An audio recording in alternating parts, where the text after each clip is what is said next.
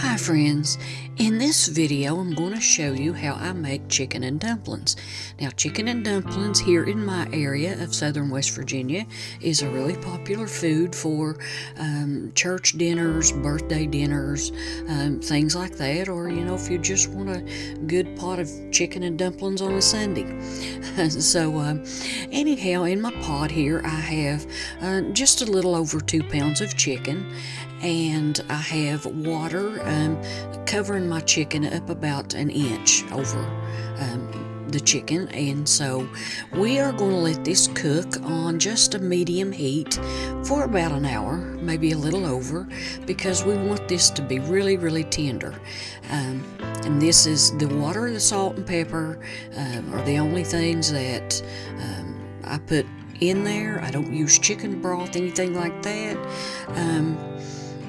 The chicken fat is going to help to flavor your broth, and so that's all I use. Now as you cook this, you will want to keep a pan of water on your stove or tea kettle or something of hot water, making sure that your chicken doesn't boil dry. You'll have to add some water as it cooks. Now you can see here that my chicken is cooking real nicely, and it's done. It's just falling apart, and that's what you want. And so it is now time to make the dumplings. So we're going to get started here. In this bowl I have about 6 cups of self-rising flour, and I have a pint of buttermilk, and in the measuring cup I have a half of a cup of shortening, and we're just going to start making a well in this flour. Buttermilk dumplings are so good. It just helps add a little flavor where the chicken isn't like a farm fresh chicken, chicken that's been raised on the farm, and it just helps get some of those flavors in there. Now we're just going to add the shortening here.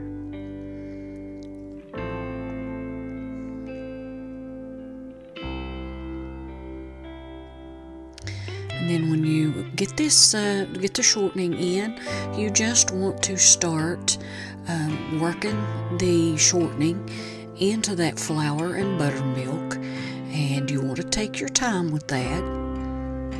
You don't want to reach down in and grab big clumps of flour. You're just trying to mix just a little flour at a time, and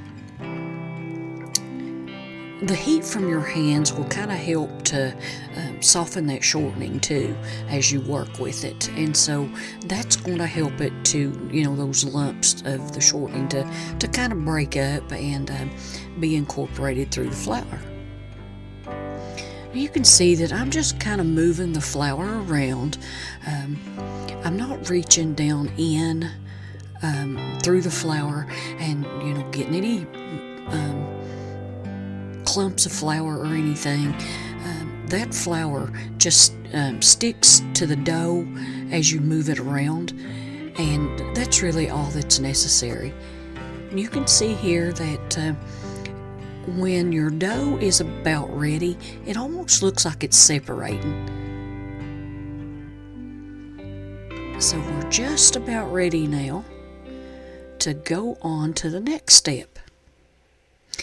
I'm just going to go over and wash my hands and clean some of that dough off, and I'm going to come back over and we're going to start here just folding that dough over onto itself several times, just letting that loose flour fall through your fingers. Just kind of keep your fingers separated, and that way you don't get any of those big clumps of flour in there.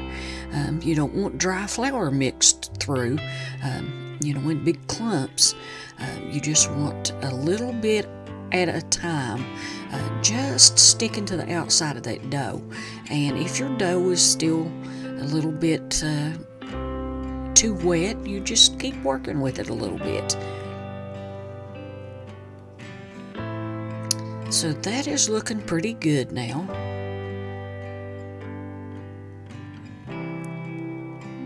Just keep going here.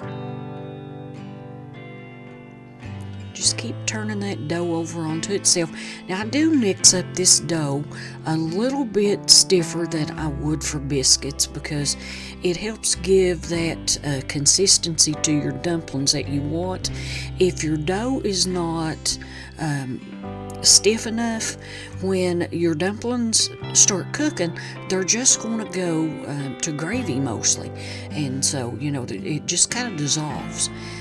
So you want to mix this up into a kind of a stiff dough. You can see there what the consistency looks like.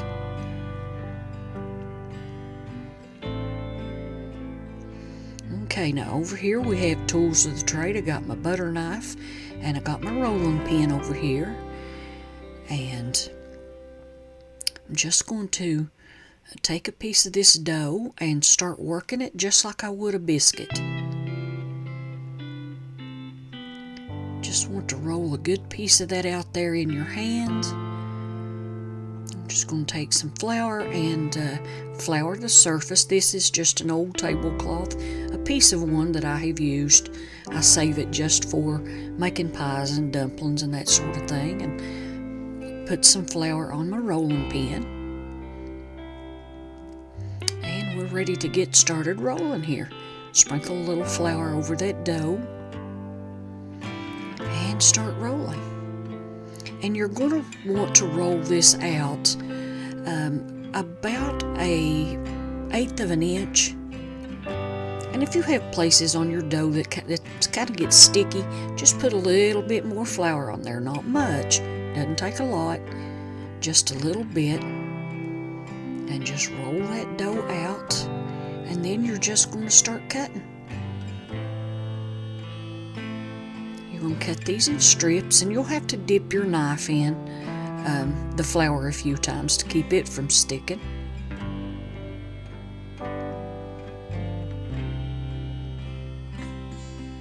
But you're just going to cut all of these strips. Then you're going to cut whatever size dumplings you want. So now we're just going to cut and get these ready, and then we're going to put them in a plate and take them over to the stove, and we're going to start dropping them in. You can see here that I have some extra flour left, and it's got some lumps in it from little pieces of the dough.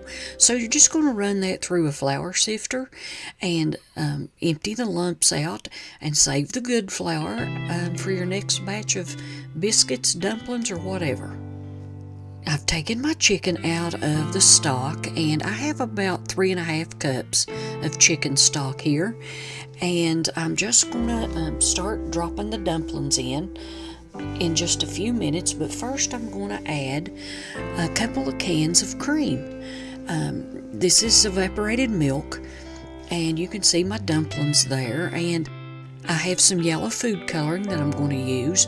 Now normally if I had a fresh chicken, I wouldn't have to do that, but the store chicken just doesn't have enough fat to make the dumplings pretty and yellow usually, and so I do add a little bit of the this is a gel food coloring, and so I'm just going to put a drop or two in there. It doesn't take much, and you can put as much or as little as you want.